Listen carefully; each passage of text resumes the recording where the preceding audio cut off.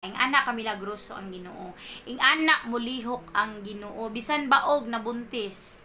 'Di ba? And then si Mary bisan virgin siya, mabuntis pud siya. Ing ana ang Ginoo mulihok sa mga kinabuhi. So dili nato i-judge ang Ginoo no. Bisan na ka sa sitwasyon nga nahirapan ka, nga wala na kasabot kung tama pa ba ni nga sitwasyon o dili na tama. Dili ta mag-isip og negative. Ang una-una na to ang positive nga kani nga sitwasyon na ay plano ang Ginoo ani. Yes, na siya plano aning tanan. Ay gibutang si God sa atong heart nga desire.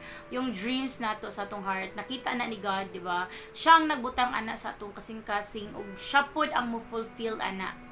Siya pod ang mulihok nga matupad na nga desire sa imong kasing-kasing karon. Kung unsa man ang mga desire karon dinaa sa imong kasing-kasing nga kamo lang duha ni God ang nakabalo. Musalig ka sa Ginoo nga mahitabo na sa imuha. Walay pagduha-duha nga pagsalig, kailangan naa kay faith kay God, naa jud kay pagsalig nga si God mulihok, mo trabaho ana that God is doing something great behind the scene. Akala nimo nga walay nahitabo, akala nimo nga walay improvement, akala nimo nga wala kaning usad ang imong kinabuhi, pero kung imong ma-realize ang tanan nga naay gibuhat ang Ginoo, naa siya gibuhat sa imong kinabuhi.